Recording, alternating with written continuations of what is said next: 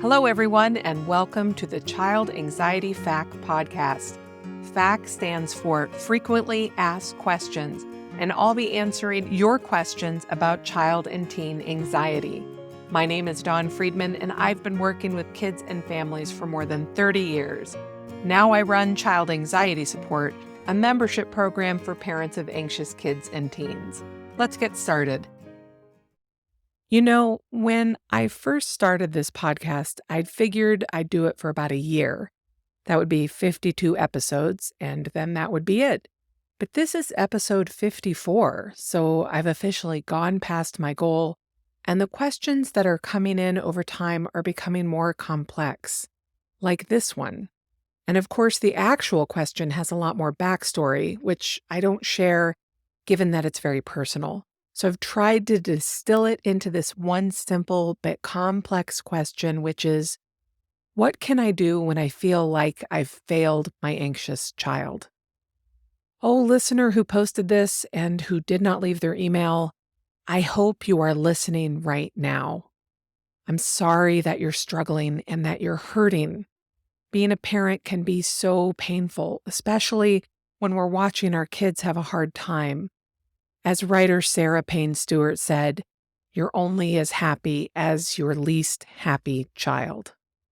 I'm going to try to address this very big, very important topic in this extremely short podcast. I hope that I'm able to do it enough justice. I hope that I will find a way to help you feel comforted and maybe even a little more confident at the end of it. First off, you have not failed your anxious child. You tell me that you have been listening to my podcasts and realizing that you are stuck in the parenting pitfalls and you're beating yourself up about it. I don't want you to do that. That is not why I share this information. The relationship between a parent and a child is one that is forever changing. It changes as they change and as we change and as life changes. And sometimes we are a step or so behind the changes that need to come. And that's really what happens with parenting pitfalls. We get stuck in them and we don't know we're stuck until we're stuck. I have had many parenting pitfalls, not just around anxiety. My kids are grown now, and I've been through the bulk of the heavy-duty parenting time. And I'll tell you, the first time I realized that parenting was truly not constant was when my oldest son, who is now 26, was about 2. This is when he entered what I call the bent banana stage. You know, that stage where your toddler asks for a banana and you give it to them and they fall on the floor wailing because the banana is the wrong shape or size, or you started peeling it for them, or you didn't start peeling it for them, or you peeled it for them incorrectly. When my son hit that age, I was completely unprepared for it. And our days just bounced from tantrum to tantrum. This beautiful relationship we'd been building, it came apart like wet tissue paper. The worst day was when he had a meltdown in public, and another person intervened and told me I was handling it wrong. One day, if you ever meet me in person, ask me about it. I'll tell you the whole sordid story.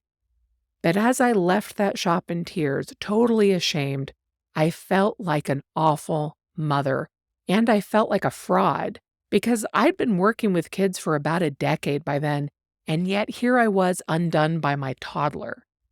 I can close my eyes and put myself right back there and remember exactly how it felt to carry my screaming kid to the car while this woman watched. Like she watched me, like she was afraid of what I might do if she let me out of her sight. And I remember my face hot with guilt and embarrassment and anger and grief and fear and thinking, I've broken my kid. I've broken him. I've broken our relationship. It will never be good again. Later that week, my friend called. My friend had a child exactly a month older than my son. And when she called, she said, "What in the heck is going on? My daughter has lost her mind." And when we compared notes, I realized, oh, I see what's happened. He's 2, and he needs a different kind of parenting than I'd been parenting. I was still acting like he was a baby, treating him like a baby, and he was letting me know that he was ready to be treated like a toddler. And I had to learn a whole new set of skills to rise to the occasion.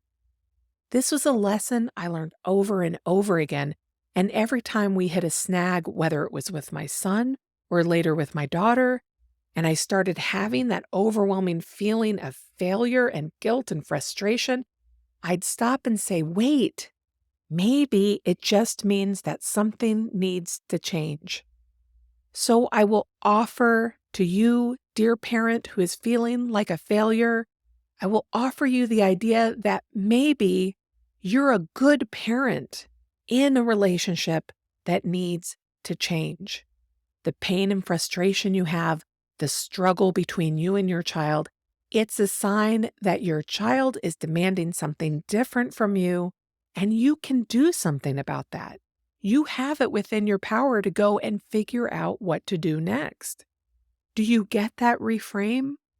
So many of the parents I talk to who are committed to parenting differently than they were parented, and there are a lot of us listening to this podcast right now, whether we call ourselves respectful parents, gentle parents, attachment parents, conscious parents, but we are trying to do a good job as evidenced by spending our time listening to a podcast about parenting. Many of us are super afraid of getting it wrong. We're determined not to get it wrong. In fact, we may be so afraid of getting it wrong that we are much too ready to beat ourselves up when we are unhappy or when our child is unhappy. Now, I know parenting guilt goes with the territory. I don't know any parent who's going to feel like they're 100% nailing this gig all of the time. And when we slip and yell, or when we read a parenting book that feels like it's highlighting our mistakes, or when we see another parent handling a challenge with grace that we feel like we would have screwed up or have screwed up, we're going to feel guilty. But guilt is only useful when it helps to drive change. Guilt that just makes us feel bad about ourselves is useless at best and harmful at worst. It's okay to say, all right, guilt, I'm going to do things differently so you can stand down now. It's okay to say, I regret those mistakes, but I'm going to forgive myself and honor my intention to do better next time. And sometimes it's not mistakes. It's just that we were parenting a toddler like they were a baby and they're ready to be a toddler. And then we can start putting the supports in place that will allow us to grow to the next level. That's what I mean about using guilt to find the motivation to drive change. There's another thing I wanted to say about parenting guilt, specifically around parenting an anxious child, because anxious kids are hard to parent. They take more out of us. And a lot of parents of anxious kids I talk to feel guilty, not just because of what they've done or what they're not doing, but because of how they feel. They might feel guilty for not enjoying their kids or not enjoying parenthood. And let me just say that you can love your children very, very, very, very much. You can be willing to lay down your life for them, and you can also not enjoy them because kids aren't always enjoyable. You can also not always enjoy parenting because the work of parenting, the day-to-day work of it, is also not always enjoyable. And you should be allowed space to talk about that and process that without feeling like people are going to misunderstand you and think you're saying you don't love your kids. Of course you love your kids. Parenting anxious kids is really hard. It's hard to worry so much about them. It's hard to feel derailed by them. It's hard to have kids who demand so much. It's hard to deal with meltdowns. It's hard to deal with other people's judgment about how you're parenting. I mean, that is not fun, and it's perfectly okay to want to run away from home sometimes. I tell parents this all the time, and if you've worked with me before, you've probably heard me say it. But there is a whole genre of novels about moms who leave their families. And the reason for that is that many of us have days when we'd like to run away from home. It's okay to fantasize about running away and joining a circus instead of being a parent. Sometimes fantasizing about it is just the break you need to help you come back and face your tantruming kid, your overbooked calendar, your messy kitchen, and your endless to-do list once again. I bring all of this up because sometimes the guilt about failing, and I'm using air quotes here, is covering up a guilt we have about wishing we didn't have these demands on us at all. And sometimes all of that guilt, all of that messy shame and worry and regret and fear makes it really hard to know what to do next. I meet a lot of parents who are overcompensating, like getting really entrenched in the parenting pitfalls because they aren't liking their child very much and they feel bad about it. So, for example, this might be a parent who goes out of their way to be gracious when their child is whining and dragging at them because they feel guilty for wanting to lose it. And because they're going out of their way to be gracious, they're missing an opportunity to set a boundary because they're worried, am I setting the boundary because it's good for my child, or am I being selfish? And I tell those parents, it's okay to be human in the relationship. In fact, your humanity is a blessing for the relationship. Your want to set a boundary likely means there needs to be a boundary there. You don't always have to be an Instagram-worthy parenting whisperer with your kids.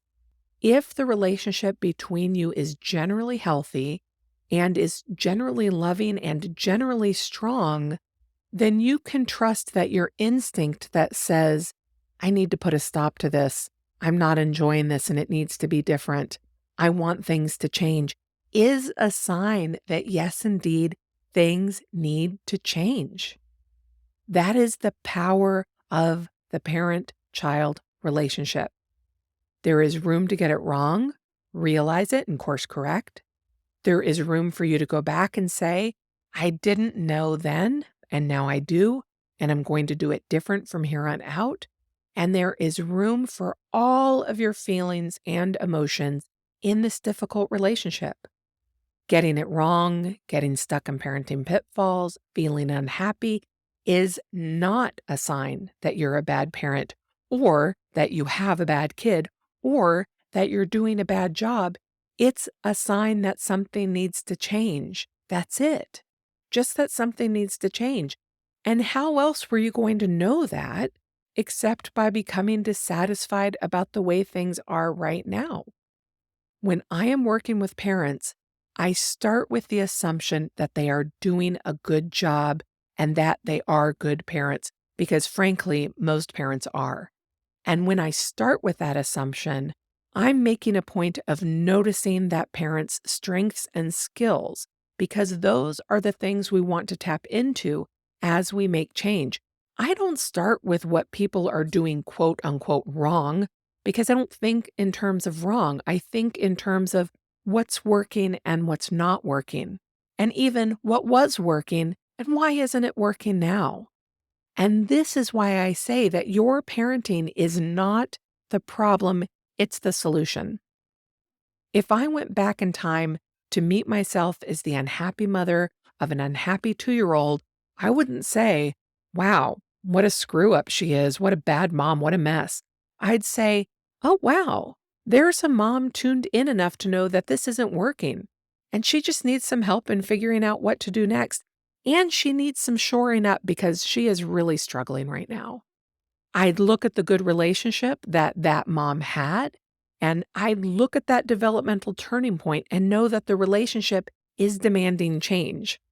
And now I look back and my son, he was one of those kids who hit every developmental milestone like the Wile E. Coyote running into a wall, just slammed into it.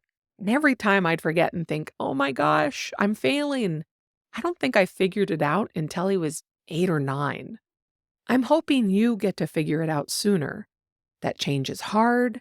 That change sometimes, well, often, requires some measure of discomfort.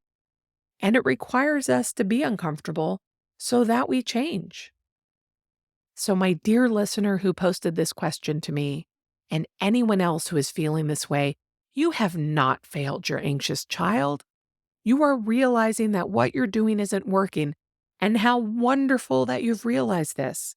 because now you can look for supports and information to help you create change. That doesn't mean your struggle is over, but it does mean that you have begun the journey to better functioning and understanding. Now, true failure, that would be in denying your unhappiness or denying your child's struggle and continuing to do the things that are not working. It would be continuing to treat a toddler like a baby when they are begging for help to grow up. We growing parents, instead of seeing ourselves as doing things wrong, I wish we could reframe this as the inevitable course of changing parenthood. What you see and what you do works. What you did and what you do works until it doesn't.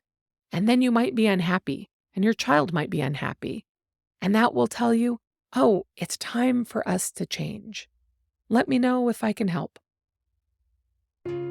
Thanks for tuning in this week. And if you have a question you'd like me to address on the show, you can reach out to me by going to childanxietysupport.com and submitting a question there. You can also check out the program while you're there. And if you'd like to learn more about whether or not it would be a good fit for your family, feel free to reach out for a quick consult call. Thanks so much, and I'll see you next week.